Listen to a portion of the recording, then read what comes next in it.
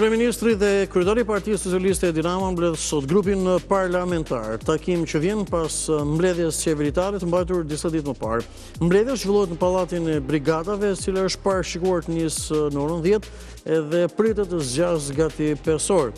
Ndërkohë, nesër kreu i qeverisë do të mbledh në Golem kryetarët e bashkive të vendit. Takimet vinë në prag të nisjes së sesionit të ri parlamentar, me qëllim koordinimin e planit të punës për 12 muajt e ardhshëm.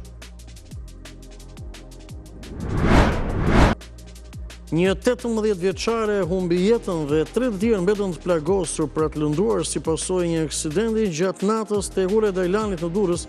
Automjeti tip BMW X5 ka rënë nga mbikalimi duke përfunduar rreth 30 metra poshtë. I plagosur rënd mbeti drejtuesi i mjetit, shoferi, një 26 vjeçar banues në Fier, si edhe 2 këmbësor, ndërsa 18 vjeçaria që humbi jetën në vend nga aksidenti ishte pasagjere në automjetin tip BMW.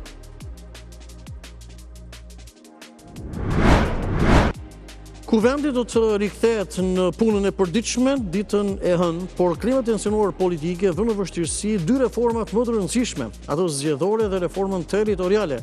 Bojkoti i opozitës bllokon mazhorancën, por ky e fundit kërcënon se do të zhbëjë me vot formulën e barazisë për të ecur vetëm përpara.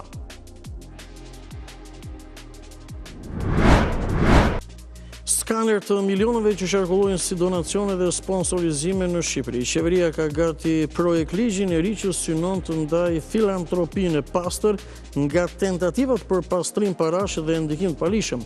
Projekt ligji i hedhur për konsultim publik dhe i propozuar nga 2 ministri, ajo për administratën publike dhe antikorrupsionin dhe Ministria e Kulturës, Turizmit dhe Sportit, premton transparencë për çdo qindark që hyn në sektorët publik.